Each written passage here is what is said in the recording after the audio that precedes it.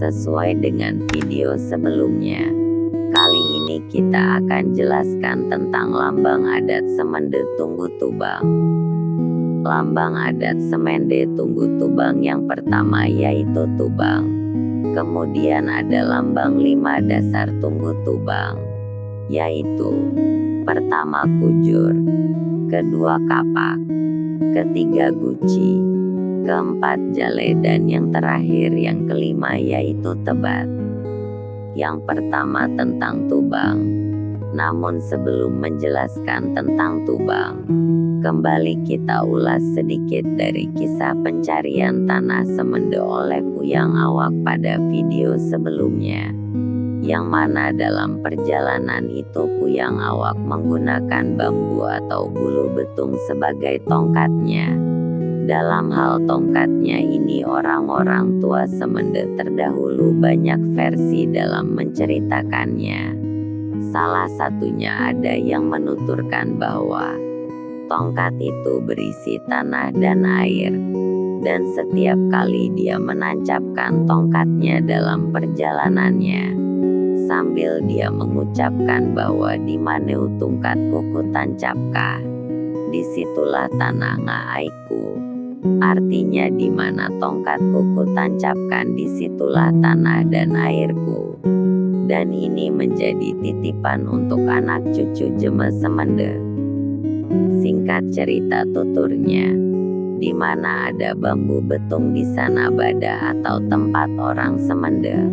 Allahu alam bisawab.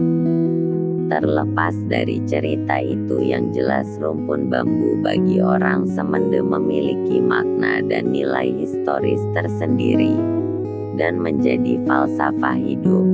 Itulah salah satu sebab tubang diabadikan menjadi lambang utamanya orang Semende. Kemudian kenapa tubang terbuat dari bulu atau bambu? Jawabnya, kinalilah gumpun bulu. Artinya lihatlah atau pelajari rumpun bambu. Sebagaimana kita tahu, bambu hanya tumbuhan yang digolongkan dalam jenis tumbuhan rumput besar berumpun. Tapi bambu atau bulu dalam bahasa Semende adalah tumbuhan sangat berguna dan berbagai manfaat. Memang pada awal kehidupannya bambu terlihat sangat lambat pertumbuhannya, karena bambu lebih mengutamakan pembentukan akarnya, dengan menjulurkan akarnya ke segala arah, kiri kanan depan belakang dan ke kedalaman, hingga akar-akar itu mencengkram tanah dengan sangat kuat. Dan ini menjadi kekuatan pondasinya, agar bisa menopang batang yang kelak akan membesar dan meninggi. Setelah akarnya mencengkeram dengan kuat, barulah bambu terlihat dengan cepat bertumbuh, bertunas, dan melindungi tunasnya dengan selimut pelepah dan miang, agar bertahan hidup, membesar, kuat, dan menjulang tinggi, dengan membentuk rumpun yang rindang. Tidak sekedar itu, bambu juga bermanfaat bagi lingkungan hidup di sekitarnya. Bahkan bagi manusia bisa memanfaatkan tumbuhan bambu untuk berbagai keperluan, mulai dari yang muda sampai yang tua, dari akar sampai ke daunnya. Bambu juga sangat kuat dan tangguh dalam mempertahankan dan memperjuangkan kehidupannya, bahkan terhadap terpaan angin badai sekalipun bambu tetap kuat dan bertahan, hingga membesar dan menjulang tinggi. Dengan semakin besar, kuat, dan tinggi bambu, maka akan semakin bermanfaat bagi lingkungan dan manusia. Namun bambu tetap bahkan semakin merunduk.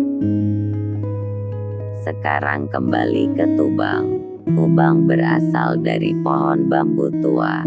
Tujuannya agar memiliki daya tahan dari serangga dan kelembaban.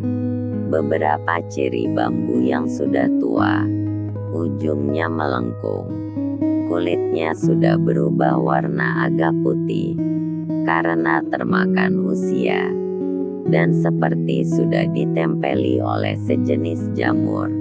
Kemudian bambu tersebut dibentuk berupa tabung, ditempatkan di dapur dan digunakan untuk menyimpan bahan-bahan makanan oleh orang Semende.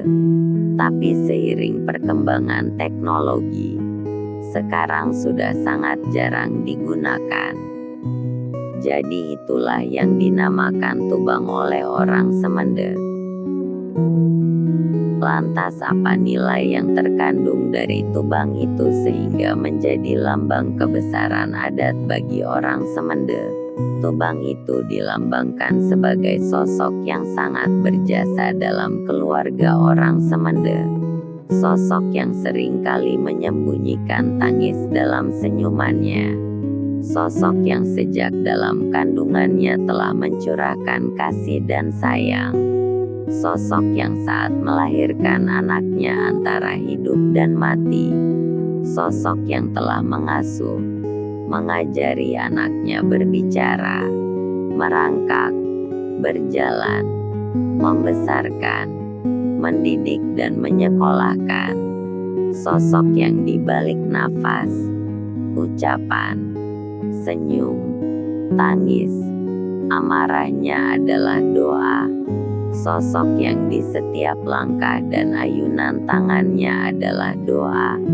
Sosok yang senantiasa ikhlas dalam berusaha, memperjuangkan kehidupan demi kelangsungan hidup anaknya, cucunya. Asam, pahit, getir kehidupan telah dilaluinya.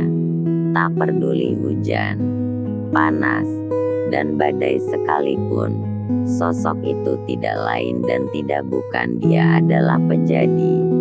Kata orang Semende, atau orang tua kita, Endung Ngabapang, Nining, Puyangan, sampai entah-entah dalam bahasa Semende, atau kakek nenek moyang leluhur kita.